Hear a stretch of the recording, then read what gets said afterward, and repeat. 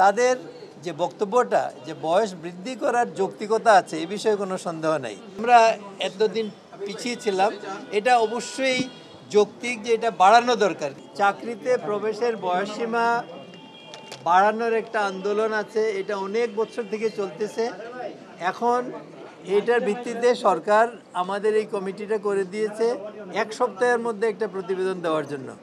আমি এই কমিটির চেয়ারম্যান, আমার সঙ্গে আমার সহকর্মী আছেন সংস্থাপন জনপ্রশাসন, দুঃখিত কারণ আমি তো পুরনো দিনের লোক, সংস্থাপনই আসে, জনপ্রশাসন মন্ত্রণালয়ের সচিব আছেন, আমরা 2 জন, আর আমরা আরও 3 জনকে নিয়েছি মেম্বার। তো আমরা এই 5 জনের আমাদের এই যে আন্দোলনে যারা আছে তারা আসছিল, তারা তাদের বক্তব্য নিশ্চয়ই তারা কথা বলে গেছে যাওয়ার সময়, তো তারা তাদের যা এখানে বলেছে আমাদেরকেও তাই বলেছে, যা পত্রিকায় পত্রপত্রিকায় তারা বলেছে আমরা শুনেছি। এখন আমরা সার্বিক পরিস্থিতির আলোকে সরকারের বর্তমান নীতিমালা, সরকারের ভবিষ্যৎ কর্মপন্থা সব কিছু চিন্তা করে আমরা এই ব্যাপারে একটা সিদ্ধান্ত নেব। কিন্তু এই মুহূর্তে আজকে আমার পক্ষে বলা সম্ভব না। তবে তাদের যে বক্তব্যটা যে বয়স বৃদ্ধি করার যৌক্তিকতা আছে এই বিষয়ে কোনো সন্দেহ নেই।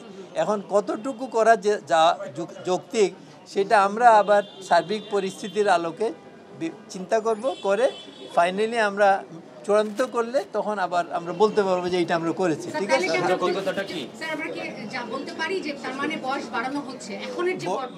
এখনকার যে বয়সটা এইটা বাড়ানো উচিত। ঠিক আছে না, কেন? কারণ হলো বিভিন্ন কারণে, ইউনিভার্সিটি সেশন জট, কোভিড, এই সমস্ত কারণে অনেক ছাত্রছাত্রী একটা সেগমেন্ট এরা এফেক্টেড হয়েছে খুব সিভিয়ারলি। কাজেই তাদেরকে এটা রিলিফ দেওয়া দরকার। আর সার্বিক পরিস্থিতিতে পৃথিবীতে, আমেরিকায় তো কোনো বয়সই নেই চাকরি প্রবেশের, অন্যান্য জায়গায় পার্শ্ববর্তী দেশগুলোতে, অন্যান্য দেশে বয়স এমনিতেই বেশি আছে, বিভিন্ন সময় হয়েছে।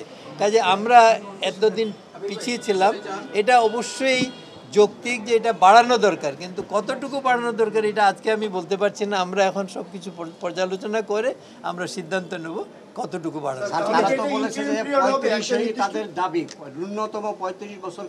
হ্যাঁ, সেটা তো তারা, আমি বললাম তো তাদের দাবি তো তারা বলেছে। আমরা এখন কমিটি আমাদের সিদ্ধান্ত দেব, আমরা সেটা আমরা এটা নিয়ে আলাপ আলোচনা করবো, আমরা আরো ভালো করে দেখব, দেখে তারপরে আমাদের সিদ্ধান্ত দেব।